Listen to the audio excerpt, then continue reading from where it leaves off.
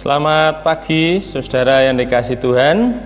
Damai sejahtera dari Kristus senantiasa ada pada saudara. Amin. Pagi ini kembali kita akan merenungkan firman Tuhan. Mari kita siapkan hati, kita berdoa. Allah Bapa yang penuh kasih, kami bersyukur atas berkat-Mu di pagi yang indah ini. Kembali dalam ibadah minggu di tengah-tengah keluarga kami masing-masing, kami akan merenungkan firman-Mu. Tuhan, tolonglah kami, berkati kami melalui pewartaan firman-Mu pagi ini. Di dalam nama Tuhan kami Yesus Kristus, kami berdoa. Amin. Saudara yang dikasihi Tuhan, firman Tuhan pagi ini terambil dari Injil Matius pasal 13 ayat 31 sampai 33, disambung 44 sampai 52. Saya akan membacakan bagian ayat 35b. Demikian. Aku mau membuka mulutku, mengatakan perumpamaan. Aku mau mengucapkan hal yang tersembunyi sejak dunia dijadikan. Amin. Saudara yang dikasihi Tuhan, kita akan menutup bulan keluarga minggu ini.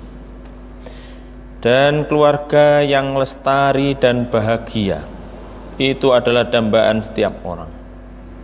Namun dalam realitanya tidak demikian.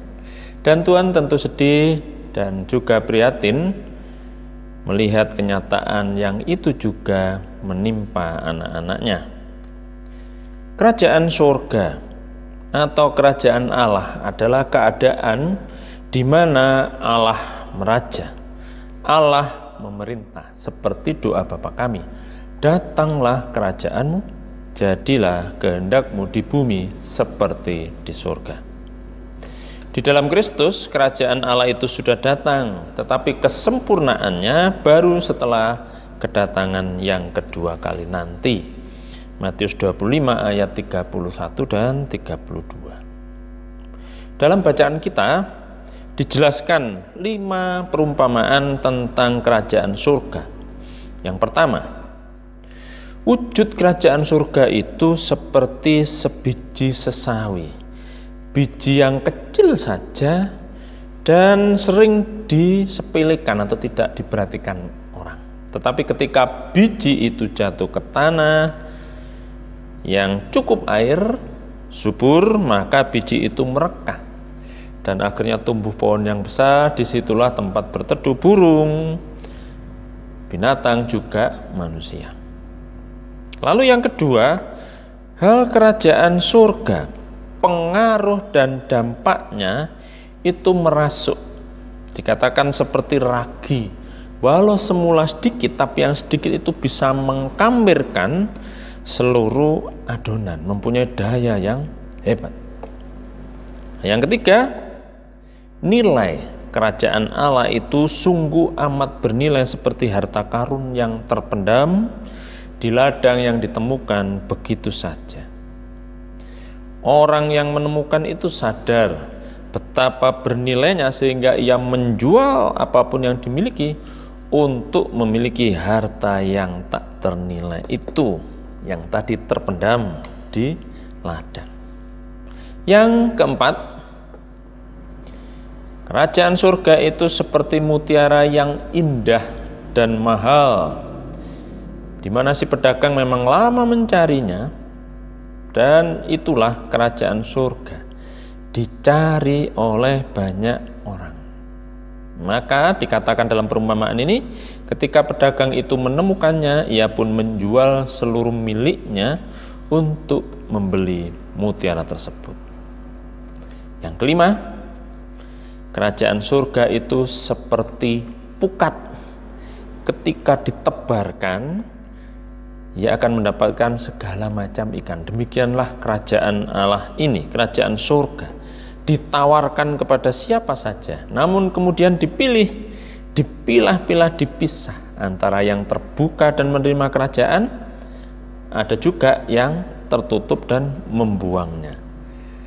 Jadi banyak yang dipanggil, sedikit yang dipilih.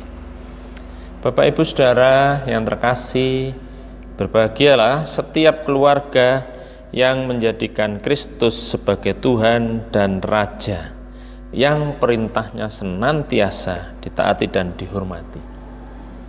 Seperti biji sesawi dan ragi, kerajaan surga itu akan terus tumbuh dan memproses kehidupan keluarga Kristen. Nah, supaya pada akhirnya dapat menikmati damai sejahtera dan kebahagiaannya, supaya suasana surga di bumi seperti di surga itu bisa terasakan di keluarga masing-masing. Mari kita datangkan kerajaan Allah, suasana surga dalam keluarga kita. Jadi semua tergantung kita. Tuhan memberi pilihan. Siapkah kita untuk selalu terbuka terhadap kehendak dan perintah Allah itu, serta diproses untuk terus tumbuh dalam kerajaannya? Kiranya Tuhan memberkati kita, rumah keluarga kita akan selalu menjadi kerajaannya. Dengan demikian surga akan senantiasa dirasakan di keluarga kita.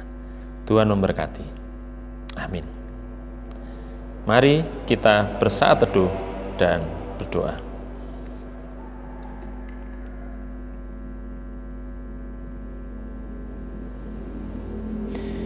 Ya Tuhan Allah Bapa di surga, kami selalu berdoa, datanglah kerajaan-Mu, jadilah kehendak-Mu di bumi seperti di surga. Demikian juga datanglah kerajaan-Mu, jadilah kehendak-Mu di rumah dan keluarga kami masing-masing. Jadikan kami keluarga yang senantiasa berbahagia di dalam Tuhan. Bapa, minggu hari ini kami menutup bulan keluarga GKJW di gereja kami. Tetapi kami memohon dan senantiasa akan berusaha bahwa keluarga kami selalu menjadi tempat Tuhan, menjadi Raja di atas segala-galanya, dan kami mendapatkan kebahagiaan. Terima kasih Bapa, dalam nama Yesus kami berdoa. Amin. Saudara, selamat hari Minggu, Tuhan memberkati.